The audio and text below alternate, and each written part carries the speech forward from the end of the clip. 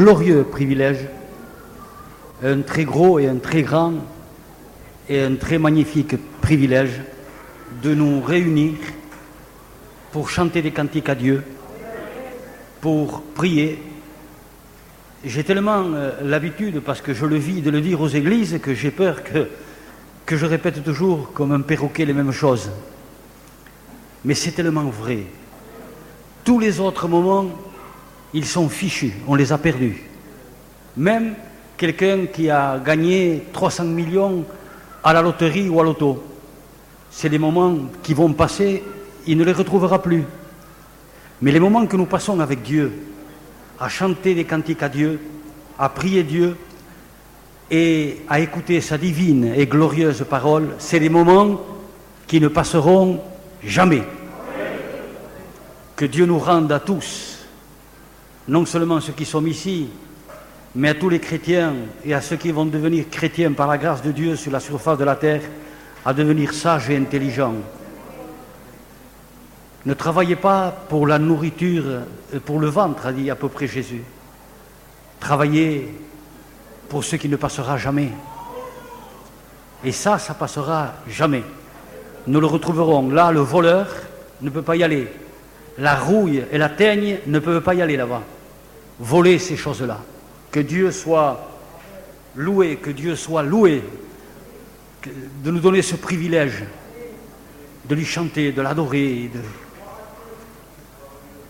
On continuera après. Que Dieu soit glorifié. Eh bien, nous allons lire deux versets.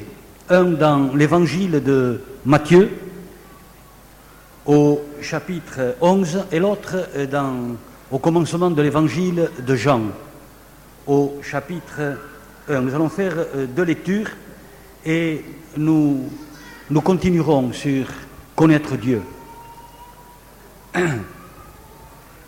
Le verset que nous avons lu, le plus connu, c'est cette parole que nous avons lue hier soir et nous l'avons invoquée et que tous connaissent tellement bien. Or, la vie éternelle, c'est qu'ils te connaissent, toi, le seul vrai Dieu. Et de l'autre côté, il dit que Jésus-Christ revient dans une flamme de feu pour punir ceux qui ne connaissent pas Dieu. Vous voyez, c'est les deux extrêmes. Il vient pour punir ceux qui ne connaissent pas Dieu, et l'autre extrême, c'est la vie éternelle, c'est qu'ils te connaissent. L'importance pour nous de vouloir toujours connaître davantage le cœur de Dieu, comme nous a dit ce cantique, de connaître Dieu, donc de plus en plus. Et si le Seigneur dit qu'il vient punir ceux qui ne connaissent pas Dieu, c'est que lui veut se faire connaître, et qu'il a tout fait pour se faire connaître. Un exemple, les perfections invisibles, une fleur, un arbre, un oiseau, c'est les perfections invisibles de Dieu. Tout ce qui existe sur la terre, non seulement ça existe, mais avec la puissance de créer et de procréer toujours, que ce soit l'oiseau, l'éléphant ou la fleur ou l'arbre, ils ont tous la puissance de créer et de procréer. Un jour, quelqu'un a dit cette belle petite histoire qui n'est qu'une parabole, qui n'est pas vraie, n'est-ce pas? Mais que des graines de maïs étaient dans un grenier. Il a dit, tu sais, si on nous met dans la terre, si on nous enterre et si on meurt, on va sortir une plante magnifique. T'es fada, l'autre le disait. Si on t'enterre, si tu meurs, comment peux-tu croire des choses pareilles? T'es un idiot. Tu devrais aller chez un psychiatre. Mais ceci a été raconté pour démontrer que tout ce qu'on sème qui meurt prend vie. Que Dieu soit loué. Amen. Et combien disent encore aujourd'hui, vous êtes fous? Eh bien, que Dieu soit loué, parce que les fous vont remplir le royaume des cieux. Que Dieu soit loué. Donc, nous lisons ces deux versets, et si le Seigneur a dit de notre côté, or la vie éternelle, c'est qu'ils te connaissent, le Seigneur n'est pas un tyran ni un bourreau, c'est qu'il veut se faire connaître. Amen. Alors, nous lisons donc dans l'évangile de Matthieu, au chapitre 11 et au verset 27. Oui, Père, je te loue de ce que tu l'as voulu ainsi.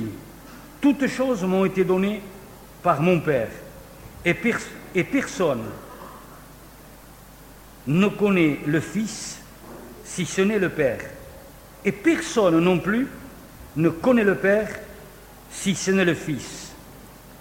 Et celui à qui le Fils veut le révéler. Dans l'évangile de Jean, c'est le commencement de l'évangile de Jean, au chapitre 1 et au verset 18. Personne n'a jamais vu Dieu. Le Fils unique qui est dans le sein du Père est celui qui l'a fait connaître. Amen. Voilà un des buts de la venue de Jésus sur la terre, faire connaître Dieu avec tout ce qu'est Dieu, son amour. Alors, prions le Seigneur, et je redemanderai à l'ancien, mon frère Katsuki, qu'il demande encore à Dieu qu'on sorte avec quelque chose de plus à nos cœurs, un moins de moi et un plus de lui, que nous le connaissions davantage. Amen. Donc, la volonté de Dieu, c'est qu'on le connaisse, lui, le seul vrai Dieu. Et nous allons voir un petit peu à travers l'histoire de la parole de Dieu que sa volonté, justement, ça a été de le connaître. Par exemple, l'apôtre Paul dira aux Corinthiens, et dira à toute l'humanité en somme, il dira que toutes ces choses-là ont été faites, ont été écrites pour notre instruction. En somme, pour nous, arriver à la fin des siècles. C'est ce que dira l'apôtre Paul au chapitre 10 de la première des Corinthiens. Alors, on fait un survol, un exemple, et on va en prendre plusieurs.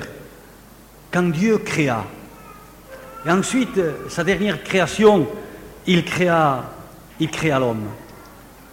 Il créa la femme. Alors, c'était son chef-d'œuvre. Tout son amour était porté là, sur l'homme qu'il pouvait aimer. C'est pour ça qu'il avait créé à sa ressemblance, à son image, pour pouvoir l'aimer et que l'homme, amen, l'aime aussi. Que Dieu soit loué. Alors il dit, tu vois les oiseaux du ciel, et tu vois tout ce que tu vois, regarde, c'est magnifique, n'est-ce pas Noé? Oui. Eh bien, à peu près, j'ajoute un peu, tu le sais, je suis le créateur. Eh bien, tout ça, c'est pour toi. C'est pour toi, Adam. C'est pour toi. Comment il se l'aimait? Comment il le regardait? Il se l'était créé pour lui. Et tout le restant, il avait créé pour l'homme. Mais ça, Dieu soit loué, c'était créé, l'homme était créé pour lui. Mais attention, il lui dit, il veut lui faire comprendre que tout son amour était porté sur lui. Je te donne tout. Tout. Domine sur tout. Tout c'est pour toi. Et comme un père qui part de l'autre côté et qui donne tout à ses enfants, s'il a 3 châteaux, s'il a 15 châteaux, s'il a 150 chevaux de course, peu importe, c'est tout pour ses enfants. C'est un peu ça avec Dieu. Mais attention, il dit, je suis Dieu. Quelque chose d'horrible, c'est de me désobéir. C'est ce que j'appelle, moi, le Dieu créateur de l'univers. Tu vois, je te donne tout. Mais surtout, ne me désobéis pas, parce que c'est le péché. Parce que le jour où tu me désobéiras, ou, changeons le mot, où tu pécheras, tu mourras. On ne peut pas désobéir. On ne peut pas me désobéir et vivre. Il parlait de la double mort, de la mort spirituelle et de la mort physique, parce que l'homme avait été créé pour qu'il vive au ciel avec Dieu éternellement, ou sur le paradis, ou dans le paradis, éternellement avec Dieu. Mais à partir de là, tu mourras, il lui dit. C'est terrible, il me dit, de désobéir au Créateur. Rien, personne ne peut désobéir au Créateur. Regardez, je ne sais pas s'il lui a dit ça à Dieu, nous le disons à Adam, des millions, de trillions, de milliards d'étoiles. Et chaque étoile est plus grande que la Terre, et aucune ne peut se rencontrer, sinon ça serait la fin de tout. Elles s'éloignent les unes des autres. Et il y a des milliards de galaxies, et chaque galaxie est des milliards d'étoiles. C'est la merveille. Mais la moindre désobéissance à Dieu, une collision entre deux étoiles, ça serait une ruine. Au contraire, elles s'éloignent. Il y en a des milliards et des millions de milliards les unes des autres. Rien ne désobéit à Dieu.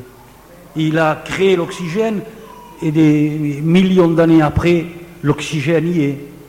Il a créé l'eau et on en tire de l'eau de la terre. Il y en a toujours. Mais toi, je t'ai créé pour moi. Tout ça pour toi, mais toi pour moi. Vous êtes mes enfants. Tout est à toi, tout est pour toi, toute la création. Mais attention, attention, je veux que tu sois heureux, Adam. Le jour où tu désobéiras, c'est ça le péché. Tu mourras. Certainement qu'Adam, à un certain moment que sa femme l'a tenté, ne l'a pas cru. S'il l'avait cru, il ne l'aurait pas fait. N'est-ce pas? Dieu s'est révélé à lui, et ça a été la désobéissance. Pourtant, Dieu l'avait averti. Ça a été une catastrophe, une ruine qu'on ne peut pas énumérer et qu'on ne peut pas compter et qu'on ne peut pas y arriver. C'est à partir de là que l'homme devait mourir. C'est à partir de là qu'il y a un enfer. C'est à partir de là qu'il y a un séjour des morts. C'est à partir de là qu'il y a la séparation avec le Créateur.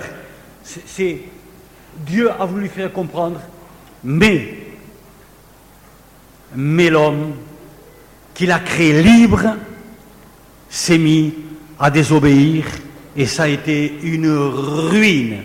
Si nous voyons un cimetière, un village manquera d'un bar, d'un bistrot ou d'un café ou d'une mairie, mais jamais d'un cimetière. C'est à cause de ça.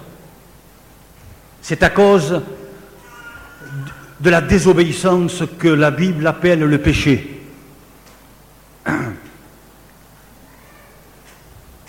Et puis, ça a été la continuation. Ça a été la continuation.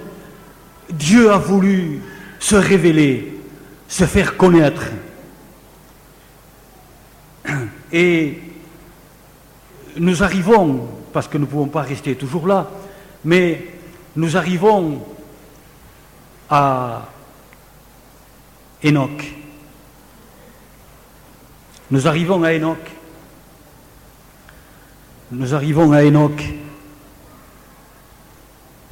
Comment Dieu se les chérit à Enoch. Enoch connaissait Dieu. Enoch marchait avec Dieu.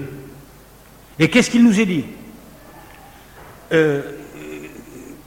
Quel âge il avait quand il s'est converti? On trouve l'âge, on ne sait pas, mais l'âge de 65 ans.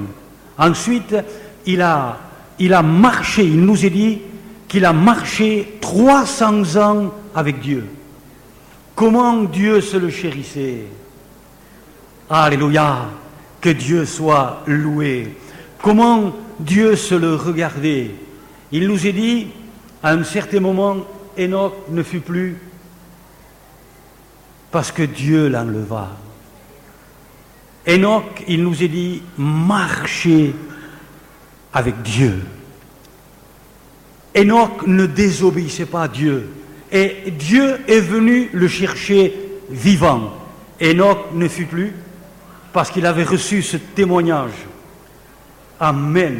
qu'il marchait avec Dieu. Comment Dieu se l'est chéri à Enoch. Il se l'est emporté vivant avec lui.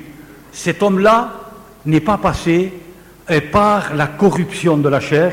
Cet homme-là n'est pas passé par la mort. Mais la Bible déclare qu'Enoch marchait avec Dieu. Voilà la parole de ce soir. Il marchait avec Dieu. Voici ce qui est le plus important. Dieu ne marchait pas avec lui. Enoch marchait avec Dieu. Amen. C'est ce que Dieu veut pour son Église. De tellement que nous marchions avec lui, c'est que nous soyons ses jambes et que lui en soit la tête. Plus, on ne peut plus trouver, n'est-ce pas? C'est pour ça qu'il nous est dit que nous sommes le corps, que nous sommes les membres et que lui, Jésus, donc, en est la tête. Donc, Enoch marchait avec Dieu. Que c'est beau ça. Frères et sœurs qui est ici, ou peut-être il y a quelqu'un ici qui n'a pas fait encore le pas de se remettre entièrement entre les mains de Dieu pour dire ce n'est plus moi, c'est toi Seigneur. Moi c'est terminé, c'est toi maintenant. Alléluia. C'est la tête. Bien sûr que nous pouvons être peut-être les jambes, mais c'est la tête qui commande aux jambes, n'est-ce pas? Donc Enoch marchait avec Dieu. Et puis nous faisons un survol de la parole de Dieu. Nous trouvons Noé. Qu'est-ce qu'il nous est dit de Noé? Nous ne connaissons pas même le nom de sa femme. Nous connaissons le nom de ses 3 fils, Sem, Sam et Japheth. Mais il n'est pas dit ici, certainement que oui, mais vous ne trouverez pas écrit que Sem, Sam et Japheth marchaient avec Dieu. Certainement que oui. Hein? Avec un père comme Noé. Qu'est-ce qu'il nous est dit? Qu'est-ce qu'il nous est dit? Que les hommes péchaient, que les hommes désobéissaient au Créateur. Et que dit Dieu? Je vais détruire tous les hommes de la terre. Mes amis, connaître Dieu, c'est savoir que Dieu a en haine toute désobéissance et tout péché, que le péché est un crime commis contre le Créateur et contre le Sauveur. Noé, je vais détruire toute la surface de la terre, tous les hommes. Vous croyez que Dieu ne les aimait pas? Mais la désobéissance attire la ruine. Le jour où tu désobéiras, tu mourras. N'oublions jamais cela. Il y en a qui croient que Dieu a changé, que Dieu n'est plus le même. Il a changé. Comme moi, peut-être je change. Les hommes changent vite, vous savez. Mais Dieu est le même hier, aujourd'hui et éternellement. Il ne change jamais. Il est immuable. Noé, je vais détruire. Vous pensez que Noé ne l'a pas cru? Il y en a aujourd'hui qui diraient comment? Un Dieu d'amour qui va détruire les enfants, les vieillards, les hommes? Comment Noé, les hommes se sont corrompus, ils ont péché contre moi. Ils désobéissent, ils sont méchants, ils sont violents, ils sont bagarreurs, ils sont mauvais, ils sont impurs. Je vais détruire Noé. Mais pas toi. Mais pourquoi pas toi? Pourquoi pas toi? Il nous est dit que Noé marchait avec Dieu. Voilà le mystère des mystères. Noé marchait avec Dieu. Ça veut dire par là, amen, ça veut dire par là qu'il obéissait à Dieu. Ça veut dire par là qu'il aimait Dieu. En somme, mes amis, marcher avec quelqu'un, c'est être d'accord avec lui pour aller quelque part avec lui. Et Noé était toujours d'accord avec Dieu. Alléluia, que Dieu soit loué. Et même quand il a dit « je détruis », même quand il a dit ça, il y avait une double chose, je le pense, dans le cœur de Dieu. La première, c'est voir si Noé continuerait à lui obéir. Il nous est dit que Noé fit tout exactement, certainement au millième de millimètre près de ce que Dieu lui avait dit. Construis-toi un navire, un paquebot, lui dit Dieu, qu'il fasse à peu près 300 mètres et 300 mètres de long. C'est une immensité. 150 mètres large, 30 mètres de haut, vous vous rendez compte? Le monument que c'était, il nous est dit que Noé fit exactement quelle obéissance, Seigneur, au millième de millimètre près. Et il n'y avait pas des machines comme aujourd'hui, il n'y avait que la scie et la hache, mes amis, et le marteau. Et Noé sur la terre, là où il n'y avait pas d'eau, là où il n'y avait peut-être même pas une source, j'en sais rien, j'y étais pas, hein? Ni vous non plus, construit exactement, il s'appliqua à faire ce que Dieu dit. Donc c'est la première des choses, l'obéissance aveugle de Noé, l'obéissance glorieuse. Ça vous étonne qu'il ait dit qu'il marchait avec Dieu? Non pas Dieu marchait avec Noé, comme avec Enoch. Non, Enoch marchait avec Dieu, avec lui. C'est comme une femme qui se marie, qui se marie avec son mari, elle marche avec son mari. Elle quitte son père et sa mère, et elle marche avec son mari. C'est à peu près, et encore plus, ce que ça veut dire. Donc, Enoch, nous revenons un peu en arrière, marchait avec Dieu. Et Enoch ne fut plus. Maintenant, Noé, il nous est dit qu'il marchait avec Dieu. Alléluia. Donc, la première des choses, de voir l'obéissance complète de Noé. Peut-être il y avait cela. Mais sûr et certain que la deuxième chose que je vais vous dire y était. D'après les théologiens, moi j'en sais rien, hein, mais certainement je pense qu'il a mis très longtemps à construire l'arche. Et d'après les grands théologiens, il aurait mis 80 ans. Certainement, des dizaines d'années, certainement. Hein, vous vous rendez compte du monument? Et Noé construit l'arche. Mais s'il a mis tant de temps à construire l'arche, la volonté de Dieu, c'est que beaucoup viennent et soient sauvés. Qu'ils se repentent de leurs mauvaises actions. Ça, c'est connaître Dieu, l'amour de Dieu. Il y en a qui croient parce qu'à cette époque que Dieu était un tyran et que maintenant il n'est plus. Mais qu'est-ce que c'est, toutes ces croyances de témoins de Jéhovah, de catholiques? Non, mes amis, Dieu ne change pas. Il est toujours le même, hier, aujourd'hui et éternellement. Il a laissé son serviteur Noé, qui lui obéissait, travailler jour et nuit. Il n'est même pas dit si ses fils l'aidaient. Certainement, n'est-ce pas? Nous pensons que oui, que c'était des bons fils, n'est-ce pas? Certainement.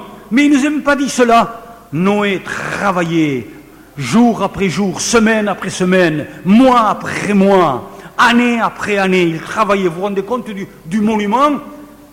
Certainement qu'il y en a qui ont dû venir voir. Qu'est-ce que tu fais, Noé? J'en sais rien. On le saura au ciel. Mais si Dieu l'a laissé tellement de temps sur la terre, vous croyez qu'il n'aurait pas pu l'enlever de suite à lui et à ses enfants? Allons, voyons. Un peu avant, il s'est amené Enoch. Et il n'aurait pas pu se l'amener à lui? Alors c'est pas connaître la grandeur, la gloire, la majesté de Dieu, la puissance de Dieu. Non, mais il l'a laissé là. L'apôtre Pierre nous dit que c'était le prédicateur de la justice. Noé. Et personne n'est venu se repentir et dire c'est vrai qu'il y a un Dieu tout-puissant et nous n'avons pas le droit de pécher contre lui, c'est-à-dire de désobéir contre lui. Nous sommes la créature, il est le créateur de toutes choses. Personne, mes amis. Alors Noé et ses enfants montèrent un beau jour dans l'arche. Il y avait Madame Noé aussi. Que Dieu soit loué, que Dieu soit loué. Mes amis, une chose est certaine, on ne sait pas si sa femme, l'aider à travailler? Certainement. Mais ce n'est pas écrit, hein? Certainement. On ne sait pas si ses fils l'aidaient. Certainement aussi, c'est sûr. Hein? Mais ce n'est pas écrit quand même. Mais ils étaient dans l'arche. C'était la femme et les fils de Noé. Crois au Seigneur Jésus et tu seras sauvé, toi et les tiens. Ça, c'est l'amour de Dieu. Alléluia, l'amour de Dieu. Et celui qui a des pères inconvertis, qui continue à prier pour ses enfants, et je vous promets qu'il les retrouvera au ciel. Alléluia, oui, amen. Amen. Que Dieu soit loué. Ça, mes amis, c'est connaître Dieu. Oui, amen. C'est connaître Dieu. Donc nous voyons comment Noé, mais passons vite encore, passons vite. Nous arrivons à Abraham. Seigneur Jésus, que Dieu est bon. Nous arrivons à Abraham. Il était là au milieu d'un peuple pervers et corrompu, Abraham. Et Dieu lui dit, Abraham, va-t'en de ta ville, va-t'en de ta maison. Oui, celle où il y a l'eau à l'intérieur, il y a les toilettes à l'intérieur, il y a tout ton confort. Parce qu'on a retrouvé la ville où habitait Abraham, qui s'appelait Ur, en Chaldée, dans la province de la Chaldée. Et c'était quelque chose de monumental, de scientifique même, on pourrait dire aujourd'hui. Va, quitte tout et va-t'en. Tu sais pas où, ça fait rien. Obéis-moi. Va-t'en. Vers où je te montrerai, va-t'en. Et Abraham n'a pas cherché, la Bible ne nous dit rien du tout, qu'il a cherché à contester avec Dieu, rien du tout. Abraham est parti. Alléluia. Et il a marché tellement avec Dieu, Abraham, qu'il fut appelé comment? Le copain de Dieu, l'ami de Dieu. Abraham, ton fils que tu as avec la servante, hein, eh bien, chasse-le. Il nous est dit que le cœur d'Abraham a été attristé, mais il a obéi. Abraham, maintenant, ton fils, celui de la promesse, celui que tu aimes, va et offre-me-le toi-même en sacrifice. Oh, que c'est facile pour moi ici. Je ressemble à D'Artagnan, moi, ici. Seigneur, que c'est facile.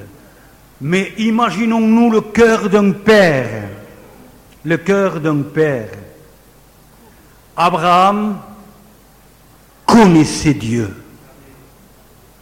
Il pensait même qu'il allait le retrouver à son fils dans une résurrection. Abraham, alléluia, il connaissait Dieu, et parce qu'il connaissait Dieu, il se met à obéir à Dieu, aveuglement. Et il marche pendant 3 jours avec son fils. Je ne sais même pas si ses yeux étaient baignés de larmes. Je ne sais pas. Parce que si vous aimez vos enfants, mes amis, c'est sûr et certain comment Abraham devait aimer son fils. Il connaissait Dieu. Amen. Et au moment où le couteau a été levé et que son fils était déjà sur le bûcher, arrête Abraham! Ça va. Celui qui donnera pour 4 sous et pour Mani que son fils, c'est moi. Mais pas toi, Abraham. Pas toi. Abraham connaissait Dieu. Abraham vivait avec Dieu. En un mot, comme Enoch et comme Noé, Abraham marchait avec Dieu. Je dis bien, marcher avec Dieu, enfant de Dieu. Est-ce que c'est vrai que nous marchons avec Dieu? Est-ce que c'est vrai que Dieu peut nous demander n'importe quoi et nous disons, me voici Seigneur, pour accomplir, ô Dieu, ta glorieuse et ta sainte volonté. Alléluia. Oui, amen, que Dieu soit loué. Abraham connaissait Dieu, Enoch connaissait Dieu. La vie éternelle, c'est qu'ils te connaissent, toi, le seul vrai Dieu. Amen. Dans la lecture que nous avons faite, dans les deux lectures de Matthieu et le départ de l'évangile de Jean, qu'est-ce qu'il nous est dit? Vous avez retenu ce qu'il nous est dit? Eh bien, si vous ne l'avez pas retenu, au cas où je perdrai une seule des paroles, eh bien, relisons-le, chapitre 1. Nous ne lisons pas Matthieu pour ne pas perdre de temps, mais Jean, chapitre 1, verset 18.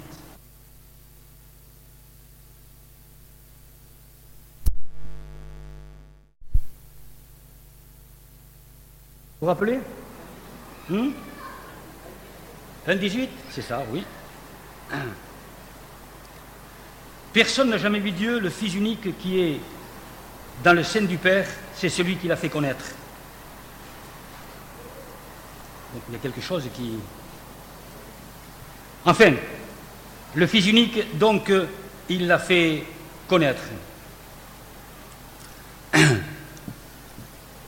La volonté de Dieu, pour chacun de nous qui sommes ici, pour tous les enfants de Dieu de tous les temps, c'est que nous connaissions Dieu. Connaître Dieu, c'est la vie éternelle. Seigneur, te connaître à toi. Que Dieu soit loué. Et nous en revenons au verset que nous avons lu hier soir, qui dit « La vie éternelle, c'est qu'ils te connaissent, à toi, le seul vrai Dieu, et à celui que tu as envoyé, à Jésus-Christ. » Dernièrement, à la mission que nous avons faite à Agde, nous avons parlé un peu de ça aussi. La volonté de Dieu, c'est qu'on le connaisse de plus en plus. C'est qu'il te connaisse à toi, le seul vrai Dieu. Sitôt, il s'est fait connaître à Abraham, il s'est fait connaître à Noé, il s'est fait connaître à Enoch, il s'est fait connaître à toi, il s'est fait connaître à toi, il se fait connaître à moi. Sa volonté, c'est justement de se faire connaître. Il vient pour punir ceux qui ne connaissent pas Dieu. Il lui a dit, il s'est fait connaître à Moïse. Nous n'allons pas revenir au buisson ardent, comment il s'est fait connaître. Nous en avons parlé pour ceux qui étaient dernièrement à la mission que nous avons eue à Agde. Il s'est fait connaître à lui, dans un buisson en feu. Il était là, il regardait ce buisson en feu. Et il a dit, mais qu'est-ce qui se passe? Et quand il a vu que le buisson ne brûlait pas, il a couru vers le buisson, il a dit, il y a quelque chose d'étrange. Un buisson là-bas, au Sinaï, il dure quelques secondes. C'est plus sec que sec. Alors un feu là-bas, je ne vous dis pas, alors quand il a vu que ça ne se consumait pas, au bout d'une minute ou deux ou trois, peut-être, je ne sais pas, il a voulu courir. Et là, il a entendu quelque chose. Arrête. Retire les chaussures de tes pieds. Car l'endroit où tu te tiens est un endroit saint. Dieu se faisait connaître à Moïse. Mais pourquoi nous avons tous ces témoignages? Pourquoi nous avons tous ces témoignages? Eh bien, parce que Dieu, à travers tous ces témoignages, veut se faire connaître à chacun de nous. Tout ceci a été écrit, nous dit l'apôtre, pour notre enseignement. Amen. Pour notre instruction. Alléluia, de connaître ce Dieu tout-puissant. Moïse, donc retire les chaussures de tes pieds. On ne s'approche pas de moi n'importe comment. Et après, qu'est-ce qu'il va lui dire? Mais c'est pour nous, tout ça. Je dis bien, c'est pour nous. C'est pour qu'on connaisse Dieu. Tout ça, amen, c'est pour qu'on le connaisse. C'est pour cela qu'il a fait écrire à Moïse. Que Dieu soit loué. Moïse, tu vois le buisson? Il ne se consume pas. Qu'est-ce que ça voulait dire? que quand Dieu est quelque part, quand Dieu est dans une vie, cette vie devient éternelle. Au départ, c'est une vie qui est remplie de serpents, qui est remplie de tout animal impur. C'est ça un buisson. On a connu ça, hein? Les buissons. J'allais moi-même, quand j'étais petit, chasser les niglots dans les buissons. Hein? Alors c'est un repère de tout animal impur, de rats et tout ça, n'est-ce pas? Eh bien, voici ce qu'est un cœur, le cœur de l'homme. Mais quand il y a le Seigneur qui descend là, alléluia, tous les animaux impurs, l'impureté de notre vie, de notre vieille nature, fiche le camp, et c'est lui qui règne dans nos vies. Et cette personne, amen, ne se consume plus, devient éternelle. Que Dieu soit loué. Moïse, je suis le Dieu d'Abraham. Il n'a pas dit j'étais le Dieu d'Abraham. Il dit je suis le Dieu d'Abraham, d'Isaac et de Jacob. Abraham, il y avait plus de 400 ans qu'il était mort. Plus de 400 ans, plus de 4 siècles qu'il était mort. Et Dieu lui dit, je suis son Dieu maintenant, aujourd'hui. Je suis le Dieu de son fils, de son petit-fils. En voulant dire, ils sont avec moi, ils sont éternels. Que Dieu soit loué. Celui qui est en Christ est une nouvelle créature. Il ne meurt plus, le crois-tu? Amen. Il devient éternel comme qui? Comme Dieu. Alléluia. Que Dieu soit loué. Alors, mais pourquoi ces conversations avec Moïse? Il veut se faire connaître à nous. Il veut qu'on le connaisse parfaitement. On le connaît, mais il veut qu'on le connaisse encore plus. Que Dieu soit loué. Il veut qu'on le connaisse toujours plus. Amen. Et tout ce qui a été écrit est pour notre instruction et pour notre enseignement. En somme, pour qu'on connaisse toujours plus ce Dieu d'amour. Amen. Ce Dieu d'amour qui est justice et qui est sainteté. La vie éternelle, c'est qu'il te connaisse à toi, le seul vrai Dieu. Et puis, si on ferait un survol, il faudrait qu'on passe quelques soirées. Et c'est juste un petit condensé, un petit résumé de connaître Dieu. Alléluia. Sa volonté, c'est qu'on le connaisse de plus en plus. C'est que nous appliquions notre cœur à connaître Dieu. Amen. Pourquoi il y en a qui tombent? Pourquoi il y en a qui se permettent certains péchés? Pourquoi il y en a qui se permettent une vie mondaine? Pourquoi, mes amis, il y en a qui font n'importe quoi? Parce qu'ils ne connaissent pas Dieu. Ils font profession, mais ils ne connaissent pas Dieu.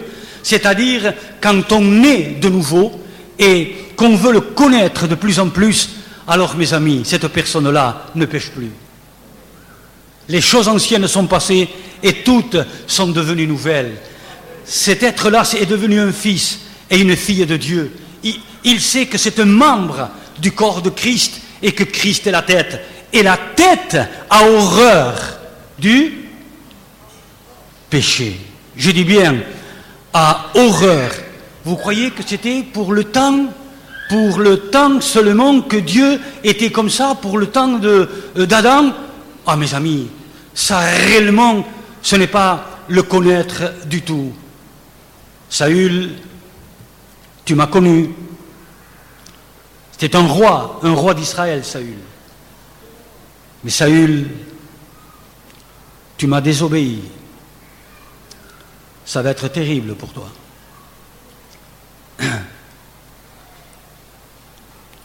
Et nous passons. David était l'homme de Dieu, le bien-aimé de Dieu. Mais il s'est permis quelque chose, David. Quand on connaît Dieu, on a horreur du péché. Celui qui ne connaît pas Dieu n'a pas horreur du péché. Il tricote, il fricote avec le péché. Mais quand on connaît la haine de Dieu contre le péché, ce qui lui est arrivé à David, mes amis, la chose la plus cruelle qu'un homme puisse subir, David l'a subi. Il aurait mieux valu 100 fois qu'il ait 3 millions de maladies que par où il est passé. Son fils, que c'était la lumière de ses yeux, cherchait son père pour le tuer.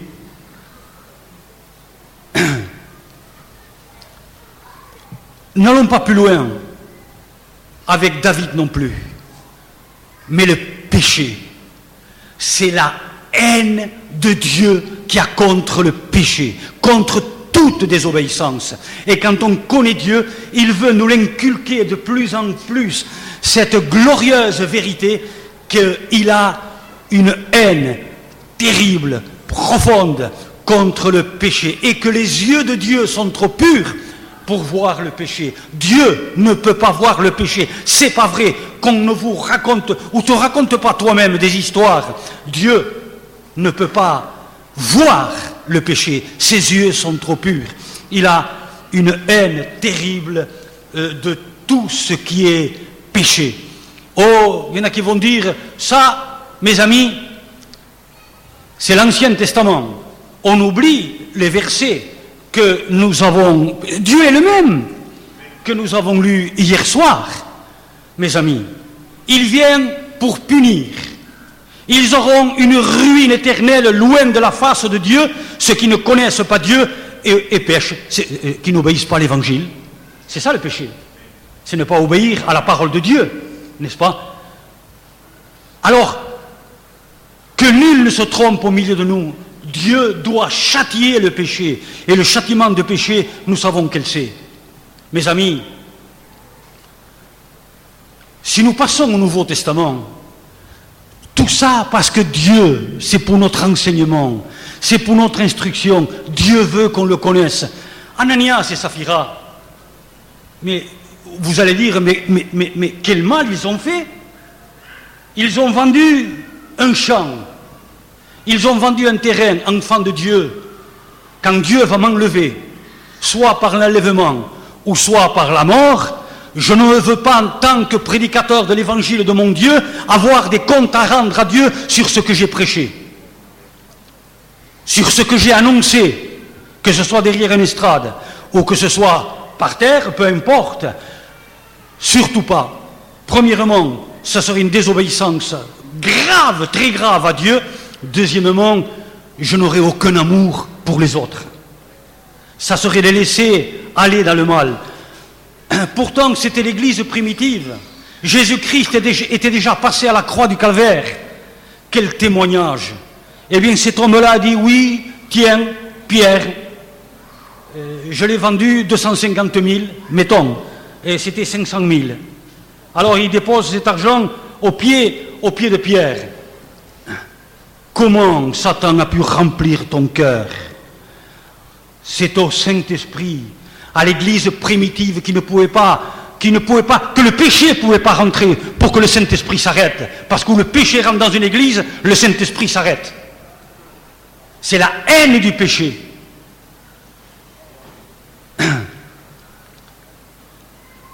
Tu vas mourir. Il est tombé foudroyé là. 3 heures après, aujourd'hui, si 4 sous au mois, on aurait fait cela, on aurait dit, mais qu'est-ce que c'est? C'est pas des enfants de Dieu, ça? Mais qu'est-ce que c'est ça? C'est des fous, son botch. Ils sont complètement fous, on dirait. 3 heures après, c'est beaucoup, vous savez, 3 heures après que son mari venait de lui arriver ça et que les jeunes ont été l'enterrer, 3 heures après, elle rentre, disons, dans l'église. Saphira, vous ne pensez pas que l'apôtre Pierre aurait pu lui tendre une perche? Fais attention, Saphira. Les jeunes là qui viennent de rentrer, ils viennent d'enterrer ton mari. Fais attention à ce que tu vas dire. Moi, je l'aurais fait. Oui ou non? Moi, je l'aurais fait. Et c'est moi qui péchais contre Dieu. Et c'est moi qui péchais contre Dieu. Et c'est moi qui péchais contre Dieu. Pierre lui dit, c'est bien ce prix-là que ton mari, il lui a laissé aucune chance. C'est bien ce prix-là que vous avez vendu le terrain, c'est bien 250 000 au lieu de 500, c'est moi qui dis ça, hein. C'est bien ce prix-là. Oui, oui, oui. Pensez, elle ne voulait pas faire passer son mari pour un menteur en plus. Et Pierre n'était qu'un homme, n'est-ce pas? Tu n'as pas menti à un homme, tu as menti au Saint-Esprit. Les jeunes qui rentrent, qui viennent de rentrer et qui viennent enterrer ton mari, vont t'enterrer à toi aussi. Bon, foudroyé. Il y en a qui ne connaissent pas Dieu. La vie éternelle, c'est qu'ils te connaissent à toi, le seul vrai Dieu, que Dieu a horreur du péché. Que Dieu a horreur de tout ce qui est désobéissance contre lui, que ce soit l'adultère, que ce soit le mensonge, que ce soit quoi que ce soit. Mes amis, Dieu a horreur de ça. Dieu, les yeux de Dieu sont trop purs pour voir le mal. C'est le même Dieu. Le Dieu de Noé, c'est celui-là, mon Dieu. Le Dieu du temps de Saphira et de son mari, d'Ananias, c'est celui-là, mon Dieu.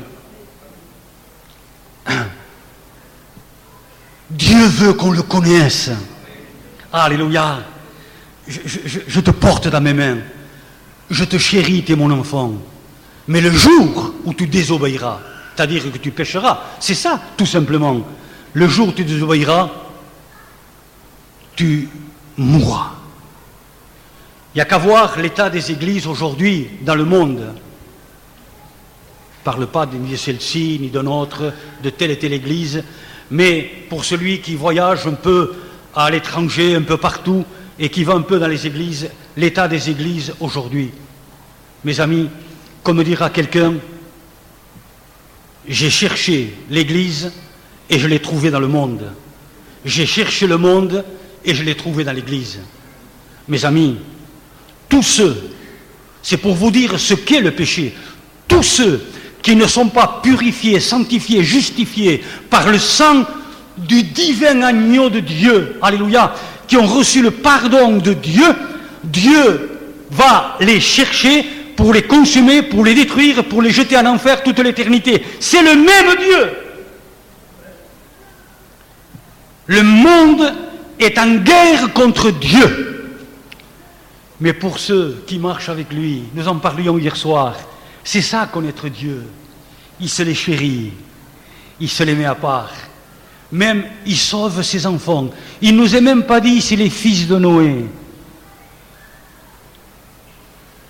Marchaient avec Dieu, mais ils étaient dans le bateau.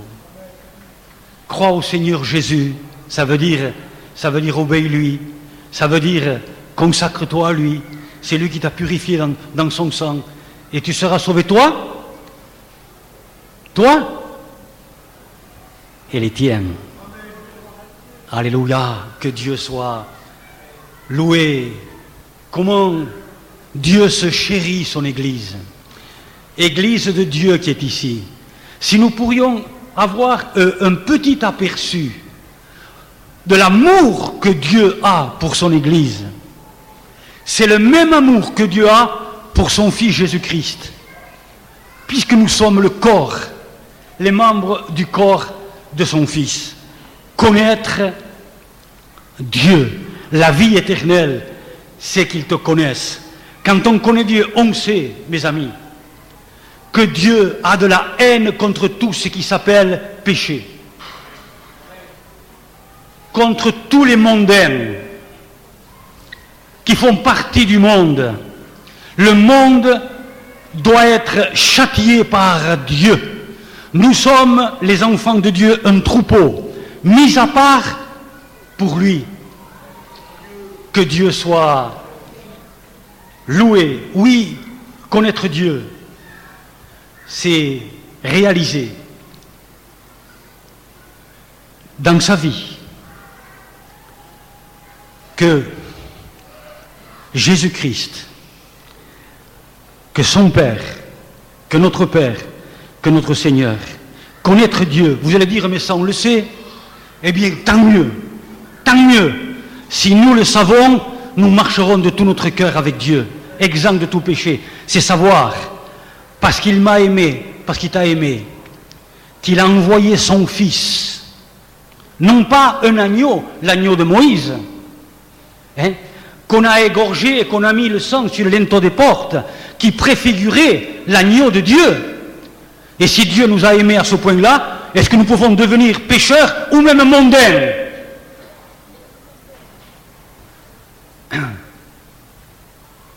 Mon fils, va sur la terre. Ils sont perdus pour moi. Va sur terre. Seigneur, envoie-moi. Me voici pour faire, ô Dieu, ta volonté. Quelle volonté, mes amis! Or, ça, c'est revenir à l'évangile, et non plus à l'enseignement de la doctrine. Mais justement, c'est l'évangile qui est le bon. Alléluia! Il n'y a pas de doctrine sans l'évangile, c'est l'amour de Dieu. Père, envoie-moi. Forme-moi un corps. Envoie-moi. Jésus savait où il devait passer. Et où c'est qu'il devait passer, Jésus? Où c'est? Le plus terrible que ça a été pour lui. Le plus, je ne sais pas, je n'ai pas de mots, je n'ai pas assez d'école, malheureusement, et pour décortiquer bien les mots, Jésus savait où il devait passer. Jésus avait une haine terrible contre tout ce qui s'appelle mensonge, adultère, méchanceté, haine. Lui-même, une haine contre ça terrible. Dieu le Père, Dieu le Fils, alléluia, une haine terrible, mais quelque chose d'horrible. La seule chose qu'il ne pouvait pas supporter, les yeux de Dieu sont trop purs pour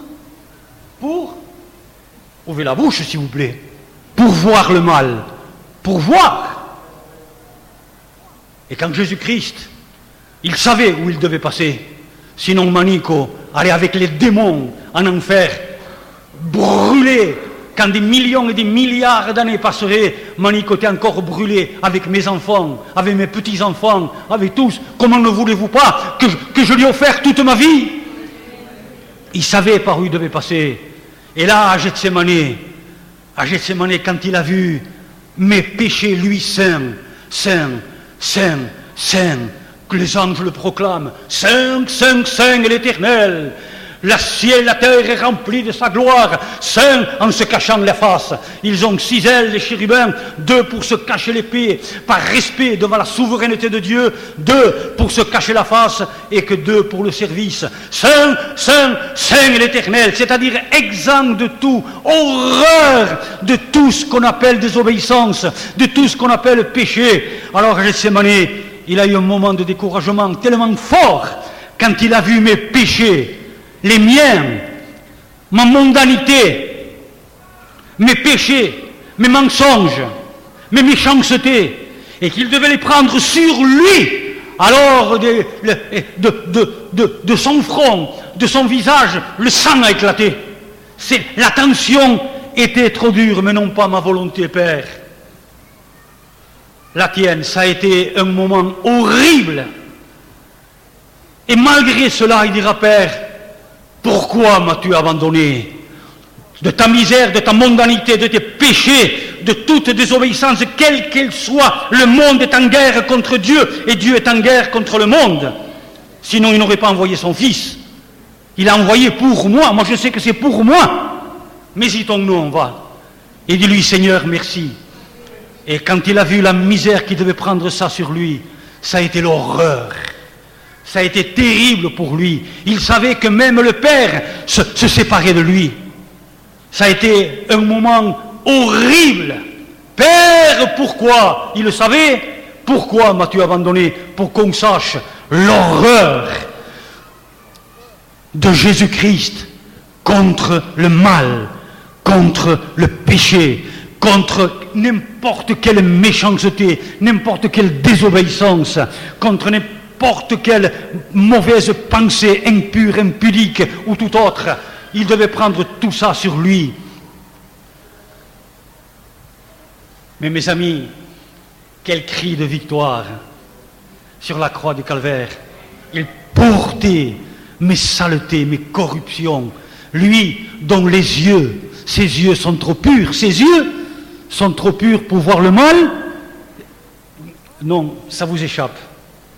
Alors je reviens en arrière. Les yeux de Dieu sont trop purs pour voir le mal. Ses yeux, il ne peut pas voir le mal, mais les prendre sur lui, les prendre dans sa vie, les prendre en lui. Dieu ne peut supporter le péché. Père, pourquoi m'as-tu abandonné? C'est pour qu'on sache l'affreux moment, le terrible moment qu'il a passé. À cause de ma mondanité, à cause de mes mensonges, à cause de mes mauvaises pensées, à cause de mes mauvais actes, lui, le Fils de Dieu, prenait tout ça sur lui et se faisait exploser sur la croix du calvaire. Amis, connaître Dieu, c'est avoir horreur du péché, avoir horreur de toute désobéissance qui a fait tellement de mal au Seigneur. Alléluia, amen. Il savait que c'était par son sang qu'il devait laver les mensonges de l'âme de Manico, que c'était par son sang et non pas par autre chose, que par son sang, non pas le sang d'un petit animal qui fait bé, le sang du Fils de Dieu, du Fils éternel de Dieu, qu'il devait prendre sur lui ma misère, mes péchés, mes outrages, mes mensonges, mes pensées impures. Je me mets moi, hein. Mais c'est toute l'humanité qui est comme ça. Et tous, ne soyons pas des hypocrites, qui que nous soyons. Et il devait prendre tout ça sur lui. Ça a été horrible pour lui. Mais mes amis, plutôt nous faire crucifier 100 fois que lui faire du mal maintenant. Connaître Dieu, c'est dire Seigneur, combien tu m'as aimé. Je ne veux pour rien au monde te faire du mal, Seigneur. Alléluia. Ce n'est pas avec le sang d'un petit animal que tu devais effacer les impuretés après avoir pris mes péchés sur toi. Seigneur, ça laisse les cicatrices, comme toute mauvaise maladie, comme une entaille. Même moi, je suis fait opérer. Si je vous montre mon estomac, vous allez voir la cicatrice comme ça. Hein. Et le péché laisse ça. Il a fallu le sang du Fils de Dieu nous purifie. Alléluia. La cicatrice, tout disparaît. Il a fallu son sang. Ah, Seigneur, jamais plus pécher contre toi. Jamais plus être mondaine, une mondaine, Seigneur. Jamais plus, Seigneur, t'attendre, voilà. Te connaître, c'est avoir horreur du mal. Sinon, ne dites jamais que vous le connaissez. Ou si vous le connaissez un peu plus ce soir, rendez-lui gloire. Car sa volonté, c'est que nous le connaissions. La vie éternelle, c'est qu'il te connaisse, toi, le seul vrai Dieu. Alléluia. Et vous avez vu dans l'évangile de Jean et dans l'évangile de Matthieu ce que nous avons trouvé, de connaître Dieu. Alléluia. Le connaître, vous comprenez pourquoi le connaître c'est tout? Le connaître c'est l'horreur de tout ce qui s'appelle péché, de tout ce qui s'appelle désobéissance contre Dieu. Le connaître, c'est la haine du mal. Ceux qui n'ont pas la haine du mal crient à Dieu et disent-lui, Seigneur, je ne te connais pas. Regardons-le crucifié à cause de ton mal, à cause de tes péchés, de ta misère. Regardons-le qu'il a triomphé sur tout cela, mon fils, pour te rendre pur comme la neige, comme si jamais tu n'aurais menti, comme si jamais tu n'aurais eu une mauvaise pensée, comme si jamais tu n'aurais fait rien de mal, comme un bébé qui vient de naître. Ainsi, mes amis, le sang de Jésus nous purifie. Amen. Alléluia. Amen.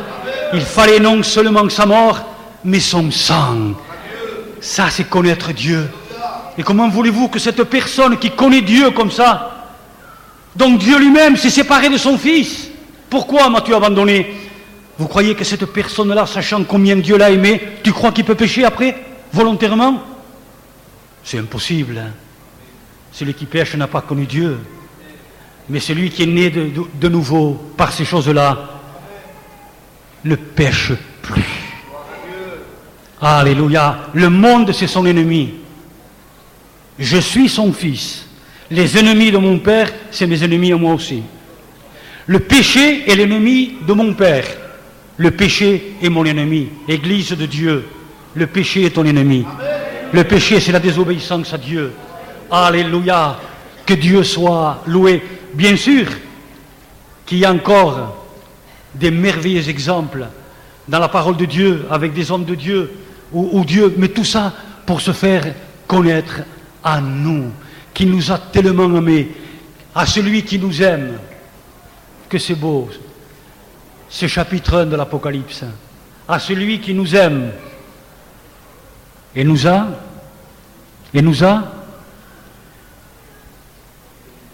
libérés, délivrés de notre pourriture.